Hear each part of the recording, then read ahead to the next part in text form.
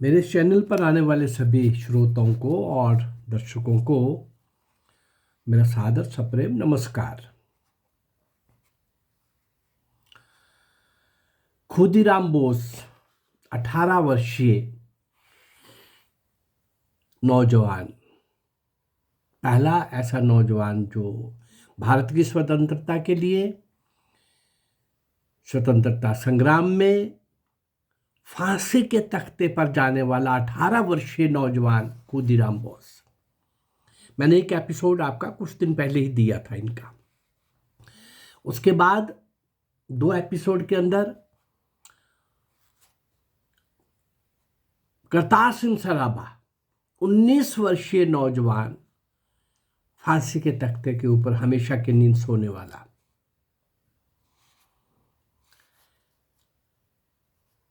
खुदीराम बोस के लिए एक एपिसोड देने के बाद मुझे आज लगा कि मैं 1-2 एपिसोड उनके बारे में और दे सकूं। पहला नौजवान, कमाल का शौर्य और वीरता का प्रतीक, साहस और हिम्मत का जीता जागता उदाहरण, और फांसी के तख्ते पर इस प्रकार से जा रहा था जैसे वो खेल खेलने जा रहा हो, किसी मेले में जा रहा हो। खुदीराम बोस और उसका एक मित्र प्रफुल्ल चंद्र चाकी, इन दोनों की क्या अनुपम देन रही भारतीय स्वतंत्रता संग्राम में।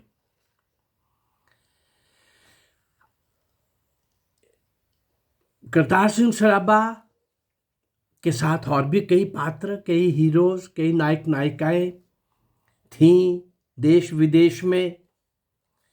ऐसे ही खुदीराम बोस के साथ जब भी नाम आएगा तो प्रफुल्ल चंद्र चाकी का भी नाम आएगा। उनका भी मैंने एक अलग से एपिसोड दिया है आपको।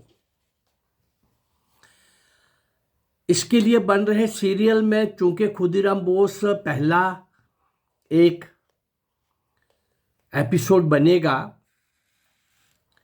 तो उस सीरियल के डायरेक्टर की मांग है कि उसके लिए मुझे कुछ और मैटर आप दें।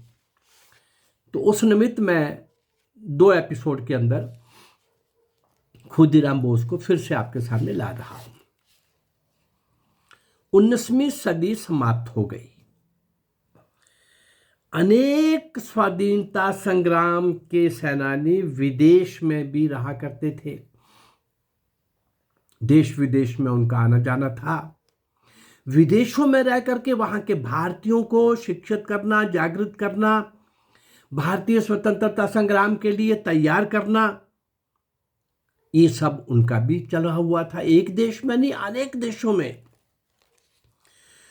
उनके माध्यम से जो विदेश में रहते थे,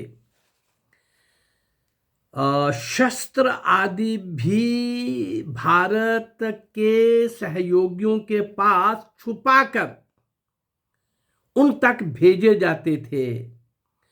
वहां भी भेजे जाते थे जहां अंग्रेजों का शासन नहीं था। अंग्रेज का शासन पूरे देश में नहीं था, वहां भी भेजे जाते थे कि अंग्रेजों की नजर में नहीं आएगा और वहां क्रांति के लिए कुछ क्रांतिवीर और युवा पैदा होंगे, बढ़ेंगे, विकसित होंगे। सेनापति बापट, हेमचंद्र दास, ऐसे कई महान क्रांतिकारी वो भारत आए। क्या करने आए? वे अपने साथ ऐसी पुस्तकें भी लाए जिनमें बम बनाने की प्रक्रिया, कला लिखी हुई थी। इसलिए क्रांतिकारियों ने इस दिशा में प्रशिक्षण भी प्राप्त करना आरंभ कर दिया। जगह जगह के ऊपर बम बनाने की बातें होने लगी। बंगाल में क्रांतिकारी वीरों के मुख्य नेता जो थे वो अरविंदो घोष थे। अरविंदो घोष पहले एक बड़ोदरा के डिग्री कॉलेज में प्रिंसिपल थे, वाइस प्रिंसिपल थे। स्वामी विवेकानंद की एक शिष्य भगिनी निवेदिता, उन्होंने सुझाव दिया और प्रेरणा दी। किनको? अरविंदो घोष को। क्या बोला? अरे बंगाल में जाकर वहां बहुत क्रांतिकारियों की एक बाढ़, क्रांतिकारियों का एक बहुत बड़ा वर्ग, उनको नेतृत्व देने का काम करो जा करके। और इसलिए उनसे प्रेरणा लेकर के अरविंदो घोष जो थे वो बंगाल चले गए और बहुत बड़े क्रांतिकारी बन गए। उस कार्य के लिए उन्होंने एक अनुशीलन समिति का गठन किया। उस अनुशीलन समिति की योजनाएं आगे बढ़ाने के लिए कुछ क्रांतिवीरों को भी उसमें भर्ती किया और अंग्रेजी शासन अपनी पूरी शक्ति लगाकर देशभक्तों को अपराधी घोषित करके उन पर घोर अत्याचार कर रहा था। बंगाल में एक मैजिस्ट्रेट का नाम था किंग्सफोर्ड। वह बहुत कठोर था, धूर्त था, दुष्ट था, न्याय से उसका कोई लेना देना नहीं था। न्यायालय में वह देशभक्तों को भयंकर सजाएं देता था, इस प्रकार के दंड देता था जिसका कोई मतलब नहीं था। उस व्यक्ति के अंदर निष्पक्षता या न्यायशीलता तो थी ही नहीं, इसलिए दर्जनों नवयुवकों को उसने मृत्यु दंड दे डाला। फिर क्रांतिवादी कार्यों ने भी तय कर लिया, क्रांतिवीरों ने भी निर्णय ले लिया कि आतंकवाद का उत्तर आतंक से ही देना चाहिए। निर्णय लिया गया कि इस मजिस्ट्रेट को दंड देना चाहिए, बदला लेना चाहिए, इसको सजा देनी चाहिए। ऐसा कुछ संकेत गुप्तचरों को होने लग पड़ा और जब ये संकेत गया कि अब किंग्सफोर्ड का तो मतलब कुछ नहीं बनेगा, उसका तो काम खत्म होने वाला है, इसलिए किंग्सफोर्ड को स्थानांतरित करके मुजफ्फरपुर में भेज दिया गया। मुजफ्फरपुर में वो मैजिस्ट्रेट के स्थान पर वहां जिला जज बना दिया गया। यहां मैजिस्ट्रेट था, वहां जिला जज बना दिया गया। उस समय के जो टर्मिनोलॉजी में जो वर्ड चलते होंगे। अनुशीलन समिति की योजना के अनुसार क्रांतिकारियों ने किंग्सफोर्ड के नाम एक पार्सल भेजा पुस्तकों का। पुस्तकों के अंदर एक बम छिपाकर इस ढंग से रखा गया था कि वो जैसे ही पुस्तकों का बंडल खोला जाएगा तो विस्फोट हो जाएगा और जो ही किंग्सफोर्ड उसे खोलता उसका सर्वनाश हो जाता, फिनिश। लेकिन उसका भाग्य कि उसका भी वो दिन आया नहीं था, तो इसलिए वो पार्सल जिस अलमीरा में रखा गया वो अलमीरा खोली नहीं और उसको जरूरत ही नहीं पड़ी, उधर ध्यान ही नहीं गया कि जब समय होगा देखेंगे। जब ये नहीं हुआ तो अनुशीलन समिति ने 2 नवयुवकों को ये कार्य दे करके मुजफ्फरपुर भेज दिया और वहां क्या करना है, किंग्सफोर्ड से बदला लेना है, जिसने बंगाल में रह करके अत्याचारों की सारी सीमाएं पार कर दी थी। स्वाधीनता के लिए देश के शत्रुओं का नाश आवश्यक है, ये समझ करके जो दो नवयुवक थे, उनका नाम था, जिनको ये काम सौंपा गया, उनका नाम था खुदीराम बोस और प्रफुल्ल चंद्र चाकी। चाकी को चक्रवर्ती भी कहा जाता है बंगाल में। पिस्तौल, बम व शस्त्र लेकर गुप्त ढंग से उन्हें रखकर वे मुजफ्फरपुर पहुंच गए। एक धर्मशाला में 8-10 दिन तक रहे। नगर में चल फिरकर, घूम फिरकर उन्होंने किंग्सफोर्ड की गतिविधियों का अध्ययन भी किया, उसकी पूरी योजना बनाई, जिसको बोलते हैं रेकी की। किंग्सफोर्ड के बंगले से कुछ ही दूरी पर एक क्लब था, क्लब का एक स्थान था। वहां रोज प्रतिदिन सायंकाल अंग्रेज लोग वहां इकट्ठे होकर के मनोरंजन के लिए विभिन्न कार्यक्रमों की रचना करते थे, उसमें भाग लेते थे वो।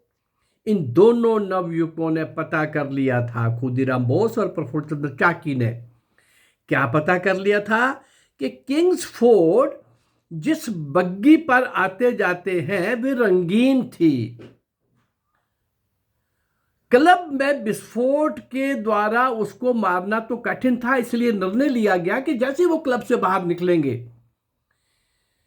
एक दरख्त की ओड़ में आड़ में छिपकर ये दोनों नौजवान प्रतीक्षा करने लगे कि जब वो बाहर निकलेगा तभी हम बम विस्फोट करेंगे।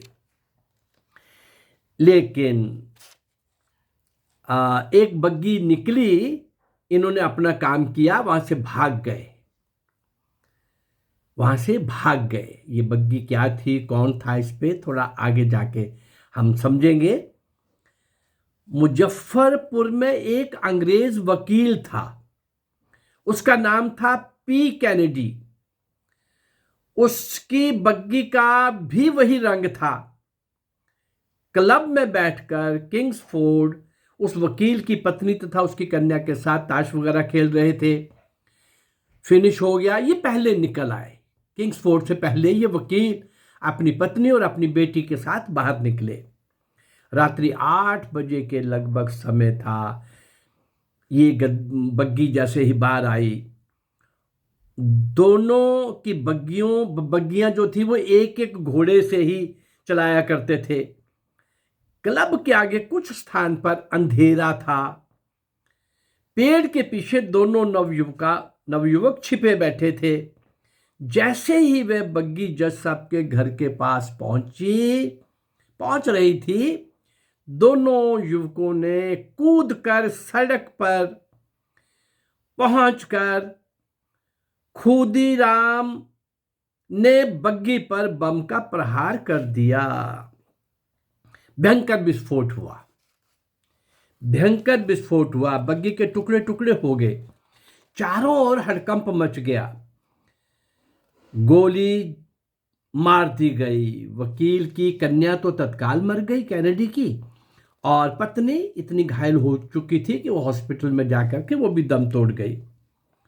दोनों क्रांतिकारी युवकों को विश्वास हो गया कि उनका काम हो गया और किंग्सफोर्ड का सर्वनाश हो गया, फिनिश। ये पहला अवसर था जब क्रांतिवीरों ने बम का विस्फोट किया था। पहला अवसर था। विस्फोट होते ही सुरक्षा पुलिस के सिपाही भागकर आगे आए, परंतु खुदीराम बोस और प्रफुल्ल चंद्र चाकी वहां से भाग खड़े हुए। उन्हें ना कोई पहचान सका ना पकड़ सका। पुलिस चारों ओर जमा हो गई। नगर को भी घेर लिया गया। खोजबीन शुरू हो गई। अंग्रेजी सत्ता पर वे भयंकर प्रहार था, परंतु क्रांतिकारी सचमुच रफू चक्कर हो गए, वहां से निकलने में सफल हो गए। कुछ देर तक तो दोनों एक साथ चले, भागे, दौड़े, परंतु बाद में उनको लगा कि एक साथ जाना ठीक नहीं, तो दिशाएं अलग अलग पकड़ ली। इन दोनों ने सायंकाल खुदीराम व प्रफुल्ल चंद्र चाकी को क्लब के पास देखा था। किन्होंने? 2 सिपाहियों ने। उन सिपाहियों के नाम थे तहसीलदार खां और फैजुद्दीन। इन 2 सिपाहियों ने उनको शाम को प्रफुल्ल चंद्र चाकी और खुदीराम बोस को देखा था, और इसलिए लगता था कि ये काम हो सकता है तो उन्हीं का हो सकता है। पुलिस अपना काम कर रही थी, वो अपना दौड़ रहे थे। सारी रात चलते हुए सुबह हो गई। खुदीराम बोस जिस गांव में पहुंचे, सुबह होने पर कहीं वो चने खाने के लिए लेने के लिए एक दुकान पर गए, ले रहे थे। बाहर 2-3 पुलिस वाले घूम रहे थे। 2-3 पुलिस वाले आपस में बात कर रहे थे कि ऐसे ऐसे कैनेडी, उसकी पत्नी और उसकी बेटी मारे गए हैं, ऐसे बम विस्फोट हुआ है। ये जो चने ले रहा था खुदीराम बोस, अकस्मात इसके मुंह से निकल गया। शायद उस समय नहीं निकलना चाहिए था, लेकिन निकल गया। क्या निकला? अरे, किंग्सफोर्ड बच गए। और लेकिन ये भी समझ गया कि मेरे से गलत हो गया। पुलिस वालों को भी शक हो गया। ये वहां से रफू चक्कर हो ही रहा था, स्टेशन की तरफ जा रहा था। पुलिस ने पीछा करके खुदीराम बोस को पकड़ लिया और इसको खुदीराम बोस को पकड़ने के बाद इसके पास पिस्तौल भी मिली, कुछ गोलियां भी मिली। इस कारण से ये तो पकड़ लिए गए। उधर प्रफुल्ल चंद्र चाकी का क्या हुआ, कैसे हुआ, आगे क्या होता है, खुदीराम बोस प्रफुल्ल चंद्र चाकी का, दोनों का आगे, खुदीराम बोस को फांसी तक ले जाने में क्या हालात, क्या परिस्थितियां बनी, और ये नौजवान उतावला था, उत्सुक था, जल्दी से जल्दी फांसी के तख्ते के साथ गले लगाने के लिए, उसके साथ झूलने के लिए तत्पर था। पहला 18 वर्षीय नौजवान जो भारत की स्वतंत्रता संग्राम के लिए, स्वतंत्रता प्राप्ति के लिए हो रहे संघर्ष के अंदर अपने प्राण निछावर करने वाला, फांसी के तख्ते के ऊपर हमेशा की नींद सोने वाला, भारत मां की गोद में शांत होके इस संसार से प्रस्थान करने वाला, ऐसा ये खुदीराम बोस। इसके आगे की यात्रा हम कल देखेंगे। इन महान क्रांतिकारी वीरों को आपके सामने लाने का, इन महान क्रांतिकारी वीरों को आपके सामने लाने का मेरा जो पर्पस है वो बड़ा स्पष्ट है कि इनको कहीं याद नहीं किया गया, इनको कहीं ऐसा नहीं बताया गया कि इनका क्या योगदान था। वास्तव में जिनको स्वतंत्रता प्राप्ति के लिए श्रेय मिलना चाहिए था वो भुला दिए गए, जानबूझ के षड्यंत्र किया गया। वर्तमान समय में ये एक महत्वपूर्ण विषय है कि भावी पीढ़ी और नागरिकों को स्वाधीनता संग्राम के इन गौरवशाली क्रांतिकारियों का परिचय करवाया जाए, उनके प्रेरक प्रसंगों की जानकारी देकर उनके प्रति भक्ति व जन जन के अंदर राष्ट्रभक्ति और सामाजिक हित के लिए त्याग व तपस्या का भाव जागृत किया जाए। इसी उद्देश्य की पूर्ति के लिए ये संकल्प लिया है मैंने, इन क्रांतिकारियों की गौरव गाथाएं आप तक पहुंचाई जाए। लंबा संघर्ष का काल, अभी तो 190 वर्ष का काल मैं दे रहा हूं। मैं सिंध के राजा दाहिर से लेकर नेताजी सुभाष चंद्र बोस तक का कम से कम 1000 नायक और नायिकाएं वो आपके सामने लाने जा रहा हूं जिनको कोई नहीं जानता, जिनको इन काले अंग्रेजों ने कहीं सामने नहीं आने दिया गया, नहीं इनके द्वारा जो पाप हुआ है। और ये संकल्प लेकर के कि उनका परिचय, उनको श्रद्धांजलि, उनको स्मरण करने का काम हम करेंगे, इसको आगे बढ़ाएंगे और एक बहुत बड़े टीवी सीरियल के माध्यम से लोगों तक पहुंचेंगे। यूट्यूब के माध्यम से बहुत दूर दूर तक इन महान क्रांतिकारियों का परिचय मैं दे पा रहा हूं। अगर मेरा ये प्रयास आपको अच्छा लग रहा है तो इस चैनल को लाइक करिए, सब्सक्राइब करिए और शेयर करिए। नमस्कार, जय भारत, धन्यवाद।